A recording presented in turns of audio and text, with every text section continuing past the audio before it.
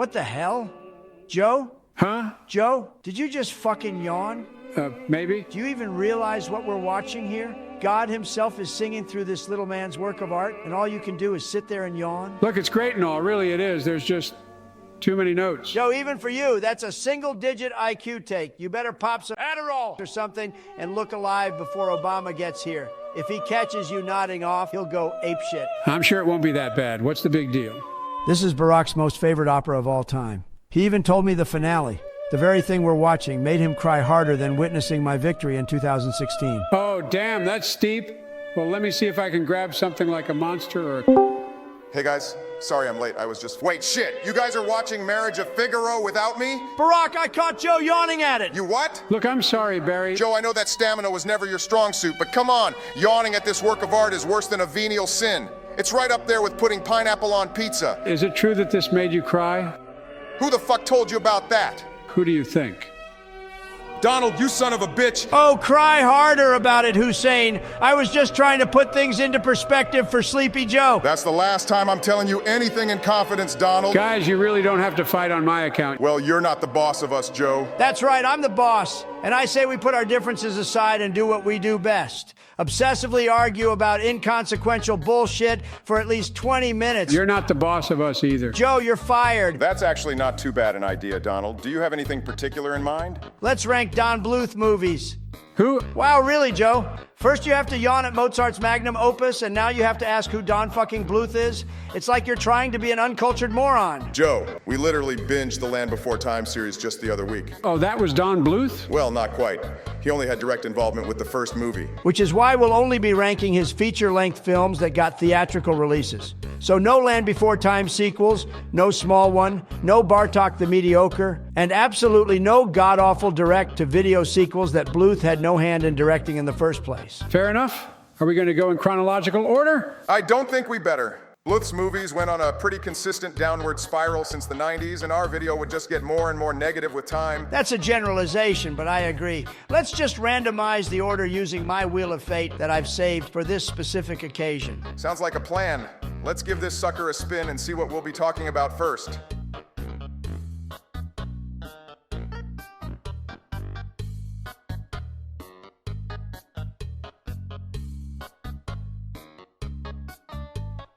Ooh, perfect. This is exactly what I was referring to when I said you were generalizing about the decline in quality, Barack. Anastasia is the second to last film released under Bluth's name, but it's definitely one of the better ones. It often gets compared to the Disney Renaissance movies, and for good reason. The animation, story, songs, and characters are all great and give Disney a run for their money. It even has Sleepy Joe as the villain. Hey, man. Don't let him get to you, Joe. It's okay, Barry.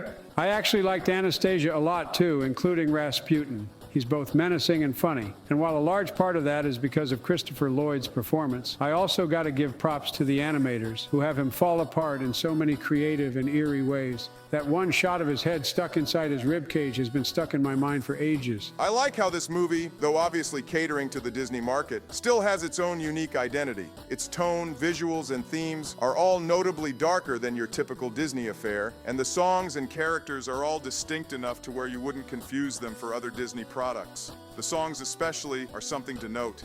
This movie is the best Bluth musical, hands down. It sure is. It's too bad this is the first movie we're ranking because this unfortunately sets the bar for musicals high above the others. I also think the characters are fun. The main three characters especially share a very compelling and believable chemistry that just makes you want to spend the whole movie with them. The only thing that bothers me is that it has a wholly unnecessary liar revealed aspect. I actually thought the movie would do us all a favor and curb it by having Dmitri fess up to Anastasia about his original intentions. But instead, there has to be a lame misunderstanding that drags out. That's annoying for sure, but at least it's not revealed until the end. The worst implementations of this trope have the characters moping and doping for a good chunk of the movie, but since Anastasia has it near the end, it resolves reasonably fast. Yeah, we've seen movies that handle the liar revealed trope so much worse. Not a big problem for me, and the characters, visuals, and songs are enough to make this an S tier. I give it a tier. Let's not forget how much this movie departs from the actual turn of events that took place during the Russian Revolution. Dickless Redditor virgins say what? What? Ha! Nerd! Yeah, this is S tier material. I guess it could be A tier if we were pitting it against Disney at the top of their game, but this is a Don Bluth ranking, and like you guys said, there's a lot of turds we've yet to uncover. Okay, S tier it is. Why don't you have the next spin, Joe? Don't mind if I do.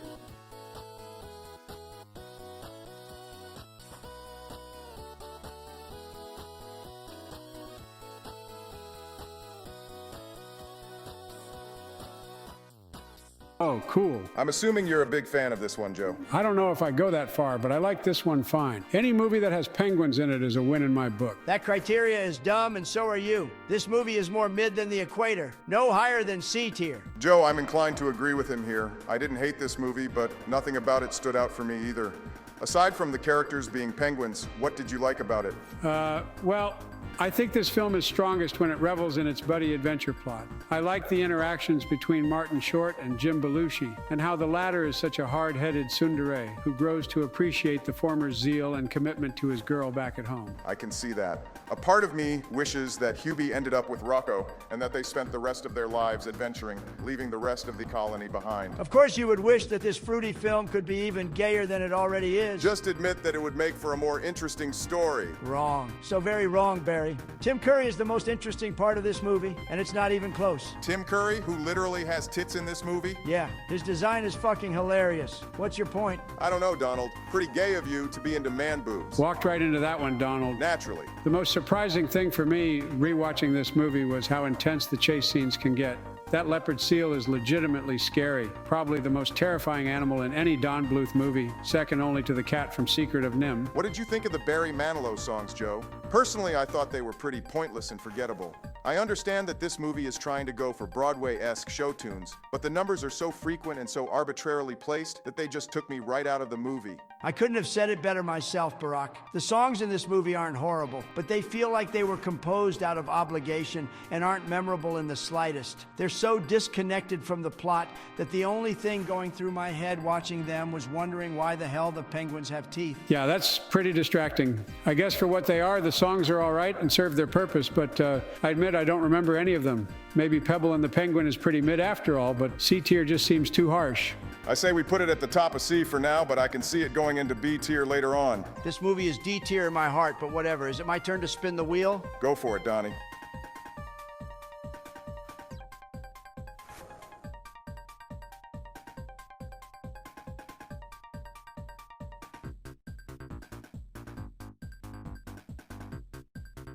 Damn, another zinger. Yeah, let's just hope we don't end up talking about all the good movies in the beginning.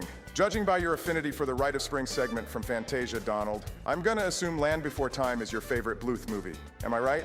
If you asked me a couple months ago, you'd be right, but upon my most recent viewing, it really isn't as flawless as I remember. Dang, is that character development I hear? Never thought I'd live to see the day. Fuck yourself, Joe. You have no idea how hard it was for me to admit that. Well, given how this film spawned an honest-to-God franchise for some reason, I think it's safe to say that it may be a tad overrated. I realize that sounds really negative, so I just want to clarify that this is easily one of Don Bluth's best movies. I mean, that's a pretty cold take, but it's true. Land Before Time has all the hallmarks of a classic Bluth movie. Timeless themes, dark and mature settings, endearing and realistic characters, and breathtaking animation. No, seriously, the backgrounds in this movie are some of the most gorgeous I've ever seen. It's been said before, but it cannot be overstated. Littlefoot's mom's death is sadder than any Disney death. I know a bunch of stinky nerds are going to call for my head on a pike for saying that, but fuck if I care. It sticks with you through the rest of the movie, and there are only brief moments of solace until the very end when everything resolves. This movie is relentlessly treacherous, and I love it. The environments, the friction between the characters, and Sharptooth hunting them down all the meanwhile. It's fantastic. I agree with you both, but I'm curious to hear why it's not as good as you remember, Donald. Well, it's just that for how endearing the characters are, the movie is objectively too short for us to really appreciate them. I mean, really. It's barely over an hour. You could say that makes it all the more impressive for how much character they managed to fit into that short time frame, but it feels really unfulfilling and leaves you wondering what the point was introducing characters like Spike, who doesn't even get a line. Hey, don't you diss Spike. He is innocent in all of this. His most noteworthy moments take place in the direct-to-video sequels, which aren't even close to matching this movie's depth and maturity. Have to agree with you there. While the level of character we get in the movie is impressive considering its length, I can't help but suspect it was kept kept short on purpose so they could lay out the carpet for the endless parade of sequels. This'll sound weird, but I also think the ending is a little too self-indulgent. Like, I get it's supposed to be a joyful reunion and a huge relief and everything, but is it really necessary to show Littlefoot's life flashing before his eyes like it's Return of the King? I see your point, Donald. I also think that the narration, though effective, isn't needed all that much. Everyone loves the scene where Sarah secludes herself from the group because she's too prideful to admit that she was wrong. But the scene would have been 100 times better if the narrator didn't spell it out for us. I can excuse the narration since it was done by the same guy who voiced Rooter, who is my favorite character. Real pity that this is his only appearance in the series. Well, I think that rounds it out to an A tier. It's a lovely gem of a movie, without a doubt, but it's not without its imperfections. If you told me that a couple months ago, I would have gone for the jugular, but yes, top of A tier it is. Nice to hear us agree on something. Let's see what's next.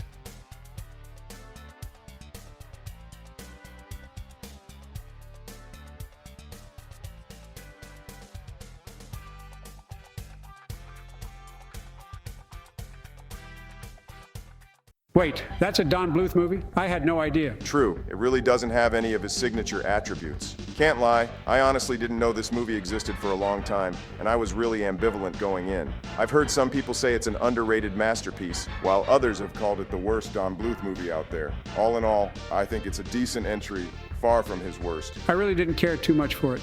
Don't get me wrong. The animation, which is this film's strongest aspect, is really good. Some of the best in this list. The action scenes are fast-paced and exciting, and the environments they visit are original and pretty creative. That said, the story is nothing special. It's just an excruciatingly average post-apocalyptic space-faring plot with equally average characters and less than average antagonists. Joe, I'm shocked this movie isn't your favorite. There's literally a character named Goon. Well, to be fair, he was my favorite. Was your favorite part his Han Solo moment where he says, "Goon's your daddy"? You guys are so fucking gross, you know? And you have a bigger buzzkill than Buzz Killington, you know that? Just tell us what you thought of the movie already. I think it's decent, like you said. The action scenes are way better than people give them credit for. And though I think that some of the 3D animation hasn't aged the best, I appreciate it for its ambition. And while the characters aren't exactly original, I at least enjoyed their banter, especially the delivery from Nathan Lane as Preed. Oh, his triple cross was so dumb. The surprise villain arc was already kind of lame and played out as is. But did there really have to be a twist villain too? Well, you did say the antagonists were kind of weak, Joe. Does that include the Dredge? Of course it does. They have no identity, no origin, no personality, and probably the vaguest excuse for a motive I've ever heard. It honestly would have been better if they didn't give them one to begin with and just had them act as uncivilized feral hunters like the xenomorphs. Wait, what was their motive again? I honestly forgot. Something having to do with being afraid of what humanity would become. I guess it's alluding to the Titan project being able to use them as an energy source the way they did in the ending, but it's not like it was designed with the Dredge as a power source in mind. Yeah, that's really stupid. Furthermore, if they're supposed to be a callous race of unfeeling blobs of energy, it doesn't make sense that they would just let Akima go for no reason. That whole sequence of her and Kale being captured only to either escape or be released unscathed was just so pointless. Okay, so we've established the plot is pretty mediocre, the action is superb, and the characters are okay, if uninspired. Sounds like a B-tier movie to me. Objectively, it's C tier, but B tier's fine. Cold-hearted, Joe. Titan A.E. is not on the same level as Pebble and the Penguin. I can think of at least 3 better Penguin movies at the top of my head. As can I. Joe, it's your turn to spin the wheel. Here goes.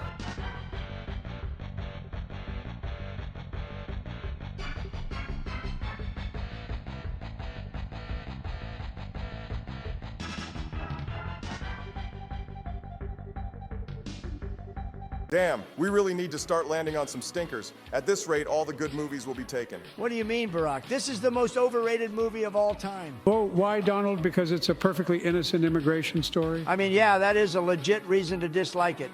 Sorry to burst your bubbles, libtards, but you're not going to win me over with yet another immigrant sob story like I haven't heard them billions of times before. I sincerely hope the comments are going to eat you alive for that, Donald. Immigrant story aside, this has to be one of the most heartwarming movies of all time. You know, you're right, Barry. Huh? Maybe it's just because I'm accustomed to the melodrama of modern entertainment and its obvious agendas, but I was pleased to see that American Tail actually is kind of subtle with its societal critiques. I think most people who adore this movie for its politics are merely projecting their fantasies onto it, because from the way they talk about it, you'd think it was a product of the He Will Not Divide Us campaign. Can't believe I'm agreeing with you, Donald, but it's true. At its core, this story is about a lost boy in an unforgiving environment that happens to use an immigrant perspective for its setting. Even though the main character is a Russian Jew, the movie never insists on making that his identity. We sooner identify him as a mouse, and I think that's for the best. I can see how some would find that frustrating, since the movie doesn't fully embrace its real-world parallels as much as you think it would. Everyone should be thankful it doesn't. Do you really want to lean into the implication that immigrants are verminous pests? Well, when you put it like that, maybe not. For the sake of this review, let's move on from the immigration themes and talk about its other aspects. Like Joe said, I think this movie is still pretty solid, even after taking away the immigrant story. Pebble is a cute protagonist, the side characters are pretty fun, and like The Land Before Time, it's a brutal emotional roller coaster. I'll give you that last one, but the characters are pretty hit or miss for me. I like the villain, the French pigeon, and the Sopranos mouse fine enough, but Tiger only exists to give Dom DeLuise a role, and Gussie's whole shtick is ripped straight from Life of Brian's Pontius Pilate. I keep expecting her to ask everyone what's so funny about Biggest Dickus. Did you at least like the main character? Can't lie, he grew on me as the film went on. But man, did he make a lousy first impression. I honestly have a hard time believing that someone naive enough to wander up to a ship's bridge during a fucking storm could be the mastermind to solving New York's cat problem. Also, he can't hold a note or stay on beat to save his life. I'll give you that. Somewhere out there is an S-tier song, but not as it appears in the movie. Not to sound mean or anything, but they really should have just given the singing role to anyone else. Singing abilities aside, the songs as a whole are pretty good. Not Anastasia level good, but enough to make this the second best Don Bluth musical in my opinion. Definitely. Are we okay with putting it in S-tier? Hell to the no, Obama. Even putting aside its cringe immigrant themes, the story is adequate but not GOAT material. Not to mention it's outclassed in so many categories. Anastasia is the better Russian movie, Secret of NIMH is the better mouse movie, Land Before Time tackles themes of discrimination more organically, and if I really wanted to watch immigrant mice beat the shit out of American cats, I'd rather watch a Speedy Gonzales cartoon. Joe, are we putting American Tail in S-tier? Let's give it an A tier. I know some people like this the best of Don Bluth's movies, but the characters never really struck a chord with me the same way the Land Before Time characters do. I give it B tier. Politics aside, I like its gloomy premise and satisfying ending when Five-Eel and his dad reunite, but it's got nothing on Finding Nemo, which is more vivid, well-rounded, and overall, the more enjoyable story about a lost son in a dark, scary world. Fine. Joe, I blame you for bringing this down from the S-tier it deserves. Barack, I think I'm being more than generous by allowing it to rest on the same tier as Land Before Time. Just shut up and spin the wheel, Donald.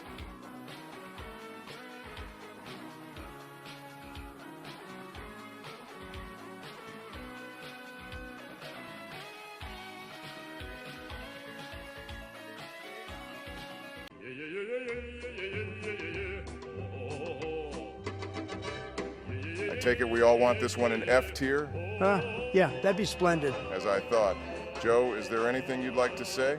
What if I told you guys this wasn't my least favorite Don Bluth movie? You gotta be kidding, Joe! Joe, this movie is 76 minutes of unmitigated brain rot that makes the singing chicken nugget look like Terry Davis. Damn straight it is. The amount of breaks this movie takes from its plot just so it can get a toddler to stop crying makes this the longest 76 minutes I've ever had to endure.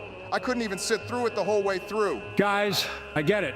The movie sucks balls and is objectively the worst Bluth film by a wide margin, but I think the amount of hate it gets is overrated. Plus, there are some things worth talking about. Oh, like what? The main character getting uncomfortably excited from being smooched by a baby? I just think that Dom DeLuise does an admirable job bringing a smidgen of charm to Stanley's character, and as always, the animation is commendable. No one's denying the talents put into this movie, Joe. The problem is that they're being wasted on such an asinine project. Even Don Bluth had regrets with how this movie turned out. The less that's said about this movie, the better. It may have some good elements here and there, but it's not worth getting through this absolute slogfest to see them. Everyone knows Troll in Central Park is the sole reason why we've included an F tier for this list. And F tier it shall go. I guess that's inevitable, but there's still a movie I hate more than this one. And what would that be, Joe? Spin the wheel, and let's see if it's what we'll be talking about next.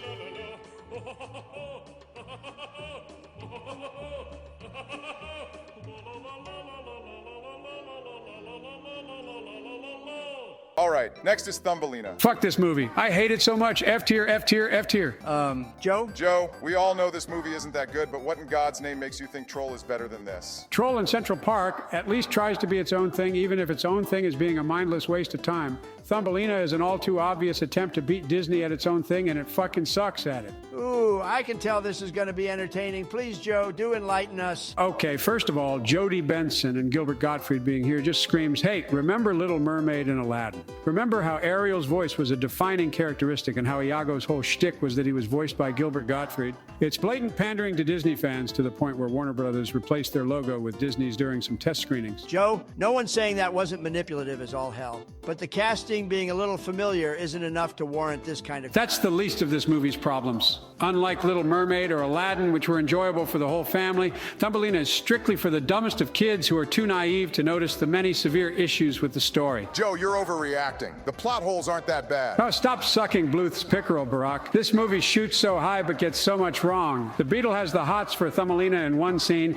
but calls her ugly in the next one. The Toads just let Thumbelina go after they arrange her marriage with Grundle for no fucking reason. The passage of time is nonsensical and confusing. The prince's fake-out death is pointless and dumb. Joe, why don't you pick your least favorite plot hole and just talk about that? Gladly.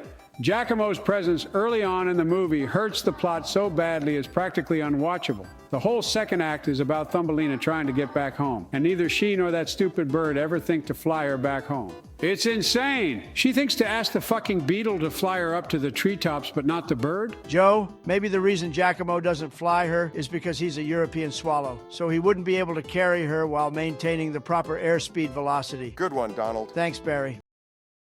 He literally does it at the end of the film. Oh, right, I forgot. Well, then, fuck this movie. Your only hope for enjoying it is to lobotomize yourself, at which point you may as well put on Troll in Central Park, because at least it's shorter. Yeah, that's a pretty glaring issue, even for kid movie standards. And yet it's still not my least favorite part of the movie. The worst aspect is easily its message. Just sit around on your ass and wait for the perfect man to arrive right at your windowsill, while arrogantly turning down any other potential suitors, imperfect as they may be, even if your perfect man is dead.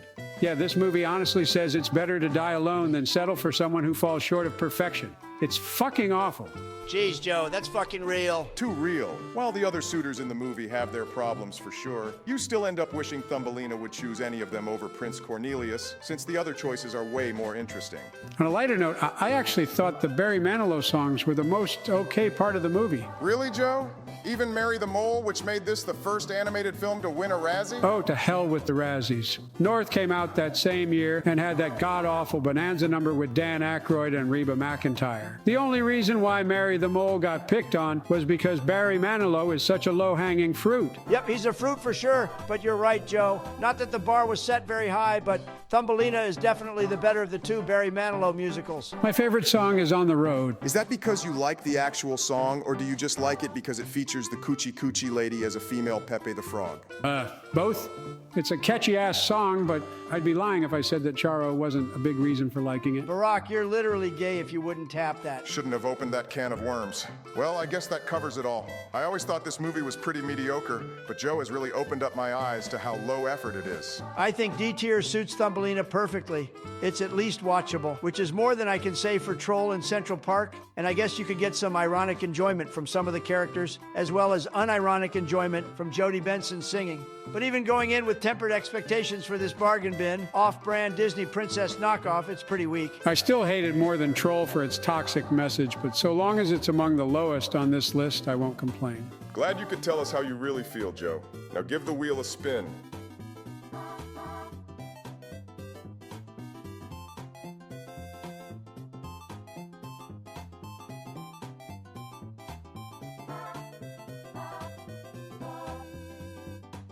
Let's just get this one over with. Another stupid-ass kid movie with barely any thought put into its plot or characters, an abundance of nonsensical, idiotic songs, and just an absurd premise overall. D-tier. God, you're such a party pooper, Barack. This movie is hysterical. Yeah, the premise is silly, and its story is clumsier than Joe going up a flight of stairs. but god damn it, it's way too entertaining to be that low. Donald, I will not let you put Rock-a-Doodle high because you enjoy it on an ironic level. Any enjoyment outside of what the creators intended shouldn't be taken into account for its ranking. Well, it was never the creator's intention for grown-ass adults to watch this movie either, so I say we might as well consider it. Based analysis, Joe. I don't care what anyone says, least of all you, Obama. The Duke of Owls is funny as hell and makes me laugh every time he's on screen, and you can tell that Christopher Plummer was having an absolute ball hamming it up. It's not even because he's a bumbling moron either. He's just menacing enough to feel like a threat to the characters while not being too scary to the point of feeling out of place. He's perfectly suited for this movie, and in all honesty, he's better than a majority of the villains from these films. Are you two still coping, or can I tear into this trash heap now? By all means, Barack, do your worst. I'll give you that the Duke of Owls is a pretty entertaining and even effective villain, but the other characters suck. Edmund is a lame and useless protagonist, arguably more annoying than the kids from Troll in Central Park. Yeah, well, at least this movie shows restraint and doesn't have him sing, unlike American Tail. Oh, don't even get me started on the songs. I swear they come out of fucking nowhere and are prompted by the most petty and uneventful turn of events you could think of. Well, since Chanticleer is supposed to be an Elvis impersonator, it at least has a reason to be a musical, which is more than I can say for other Bluth movies. Joe, there's literally a song about the side characters running out of batteries to fend off the owls, and the actual opening lyrics to it are twiddle-dee-dee. How is that not the most amusing thing in the world to you, Barry? Besides, that song is like 20 seconds long, so it's not like it's that obstructive to the narrative. Oh God, the narrative. The decision to merge live action with animation was such a pointless waste of time and effort. It's so obvious they only did it because of Who Framed Roger Rabbit. And I still don't understand why the sun comes up after Chanticleer doesn't crow in the beginning, which is the whole damn starting point of the story. It's a bigger plot hole than Giacomo not flying Thumbelina to her house. Shut the hell up, Barack. Rock-a-Doodle is 1,000 times better than that pretty princess sob story, and you know it. Joe, I'll let it go above Thumbelina if you and Donald can come up with something you enjoy that isn't ironic. All right, how's this, Barack? Glenn Campbell has a legitimately great singing voice, and all the songs that involve him are good, at least on a musical level. Fair enough. Joe, I like Ellen Green as Goldie. of course you fucking do. Don't hate Barry. She's got a good singing voice, too. Fine, I don't like it, but a deal's a deal. C tier it is. That's what you get for judging a movie by its cover, Barack. If I'm being objective here, there really isn't a whole lot to defend with Rock-a-Doodle, but I sincerely believe that it should be acknowledged as an untapped meme goldmine and deserves to be much higher. Let the record show that I enjoyed it more than American Tail. Okay, that's just insanity. Bottom of C, and that's final. I can live with it, but I hope this is our last major disagreement. There's really no need for us to get so heated over these movies. Well, fortunately, our two remaining films are pretty cut and dry. I say let's ditch the wheel and jump right into All Dogs Go to Heaven so that we can save the better movie for the end. Of course you have to ditch the wheel when it's my turn. If it matters that much to you, Donald, you can have the first word. Okay. This is admittedly a difficult movie for me to rank because it's the biggest mixed bag of the collection. All Dogs Go to Heaven is like a perfect microcosm of Don Bluth's greatest hits and worst failures at the same time. But it's hard to tell whether or not the good outweighs the bad. Let's talk about one of the bad elements first. I can't quite put my finger on why, but the songs in this movie are surprisingly lackluster. I guess the best way to describe it is that they lack energy, and it's such a wasted opportunity since this movie takes place in New Orleans. If I'm being honest, I totally forgot this was a musical, but I'm willing to chalk that up to me being stoned out of my mind on my most recent viewing. Ooh, I bet the Nightmare in Hell scene made you shit yourself. That's the pot calling the kettle black, Joe. But you are Blackberry. Oh, never mind. All jokes aside, the nightmare sequence was really well done, and as you said, Donald, it does stand out as one of the most memorable scenes in any of Bluth's movies. In fact, I dig the darker tone of this movie in general. The themes of death, the more mature imagery, and the lived-in feel of some of these locations are all intoxicating. I agree. I was really invested in the first 20 minutes in particular. I liked the setting, the villain, and especially the ad-libbed banter between Burt Reynolds and Dom DeLuise. But man,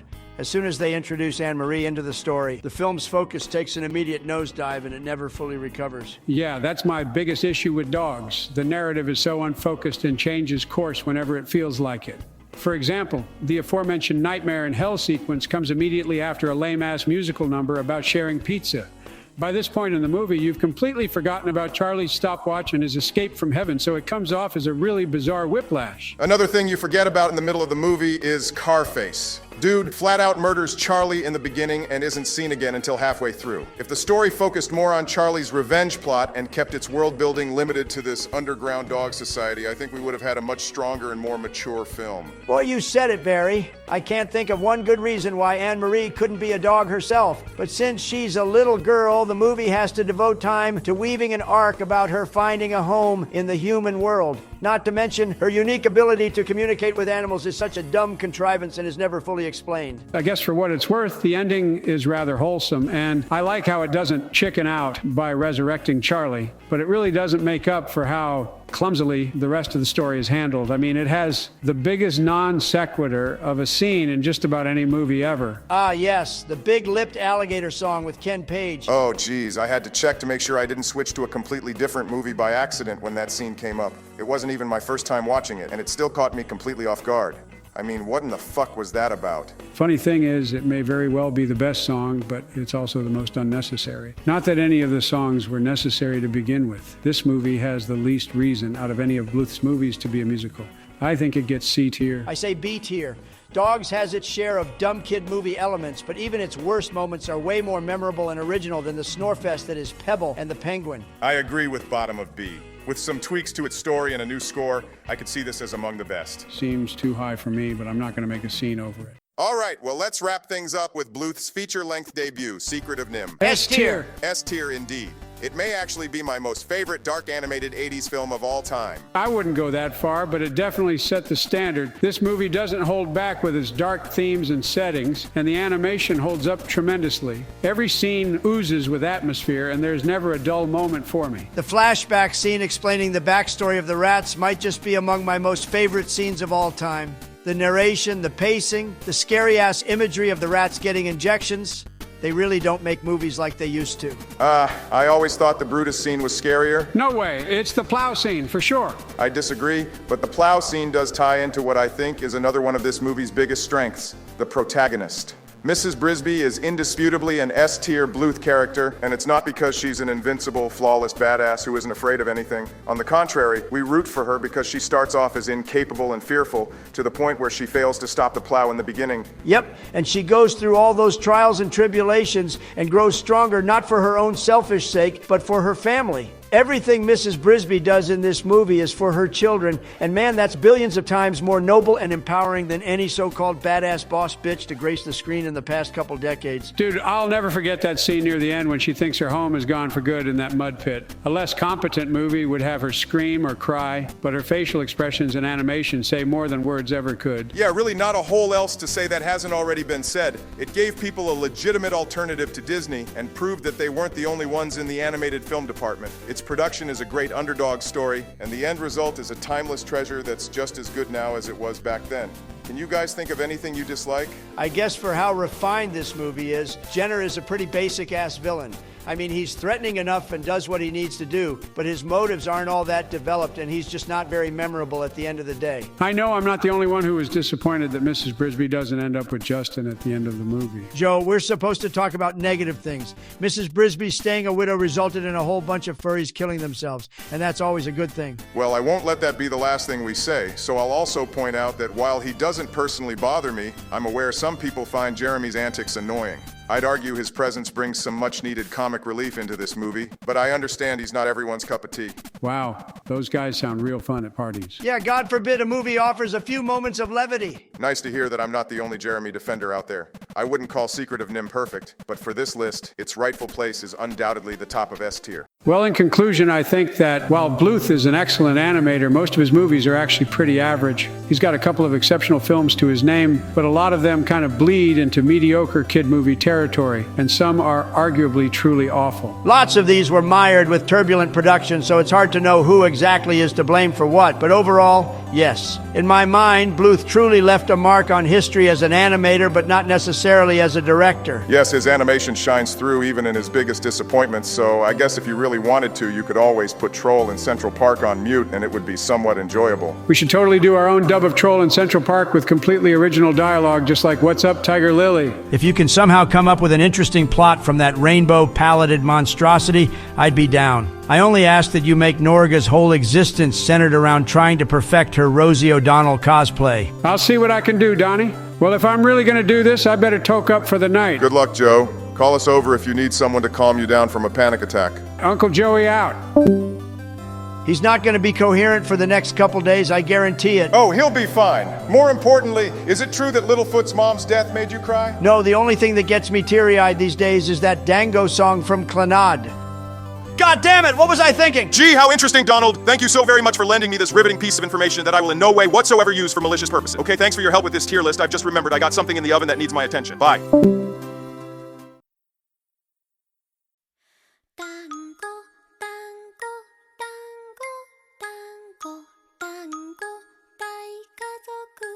Fucking douche.